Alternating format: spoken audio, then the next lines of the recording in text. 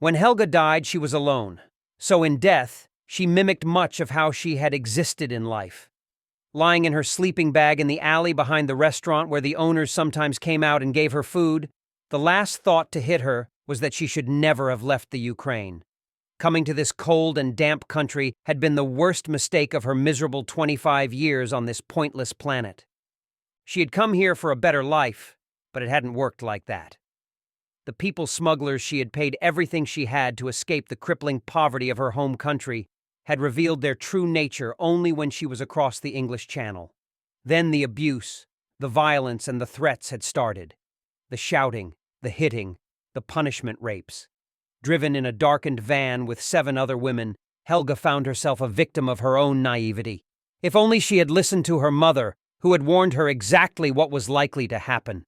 They had promised her a job, a wage, and a home, and in a sense, they had lied.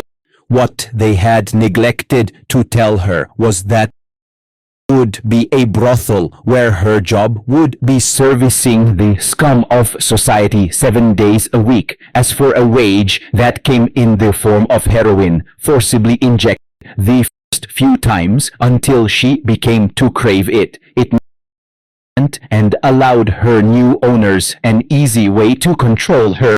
Helga, so desperate to chase the dragon, became a willing accomplice to her own defilement. That had been a year ago. Then had come the raid, the immigration officials and the police storming through the property like possessed banshees. Somehow, she had run and escaped with a Body riddled with addiction and venereal disease. The day after the raid, she had woken up with a pocket full of cash, having no recollection of how she had acquired it. She had managed to survive, if one could call this living. The addiction had spurred her on, and she struggled on the streets the best way she knew how, until the virus known by its creator as Lazarus visited her. Begging on the street, a stranger had handed her a 5-pound note, enough to feed her for a whole day. Unfortunately, the note was coated with virus, and within a day she was showing symptoms due to her malnourished and weakened immune system. Perhaps she should have gone to the hospital, but fear and her trauma-induced psychological issues prevented that. Hospitals might mean police. Police might mean arrest, and arrest might mean forced deportation. Instead, she lay shivering in her dirty and ripped sleeping bag until the life evaporated out of her body. Of all the victims of the Lazarus virus, she was one of the many who were actually spared the further hardships of surviving another day. Sometimes death was a blessing. The first real problem zombie Helga faced on her birth was getting out of the fabric that encased her.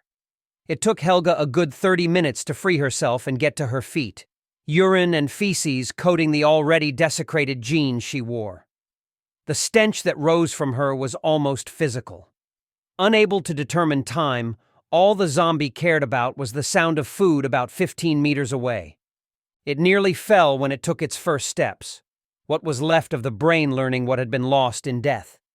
Like all the zombies who rose, it soon mastered the functions that should have been impossible for it to perform. Pheromones drew her on, the odor of humans intoxicating. Acting on the most basic of instincts, the zombie marched to where the virus commanded it. The street that the alley connected to was busy as people started to enjoy their night out, all oblivious to the reality that was about to juggernaut towards them. Singularly or in groups, food wandered freely before it. The zombie didn't understand that these were rioters, that they were intent on mayhem and destruction. It just knew that these moving sacks of flesh were its to devour. Most of the people didn't see the pathetic figure that stepped out into their ranks, many already too drunk to realize the threat posed. A window crashed across the road as someone tried to break into a mobile phone shop, seemingly undeterred by the defensive grills. Those that did notice Helga either mocked it or gave the zombie a wide berth. Shuffling her feet, the zombie found itself in paradise without the cognitive ability to understand the concept. "Look at this," a young man said with derision.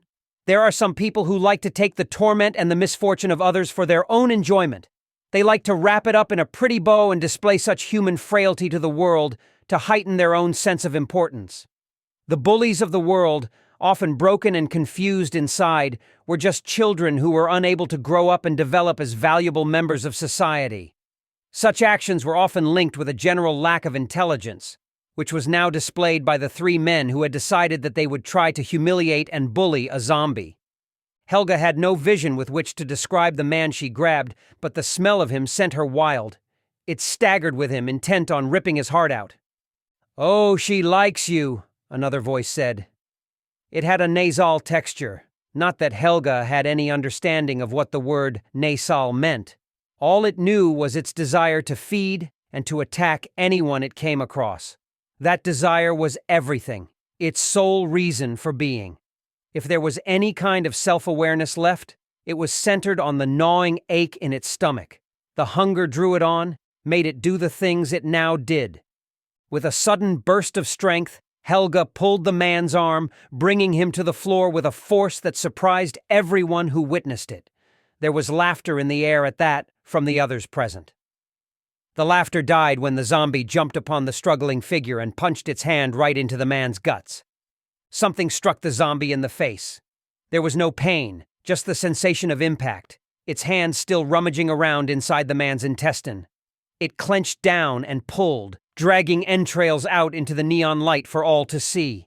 Its food was fighting back, but Helga ignored it, forcing the teeth down towards the small intestine that pulsed with delicious fluid.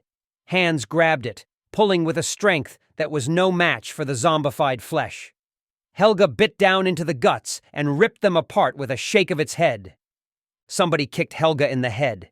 The toe cap was steel, a formidable blow, cracking the zombie's skull at the temple. It went sprawling, guts still in hand, but the blow wasn't enough to kill it.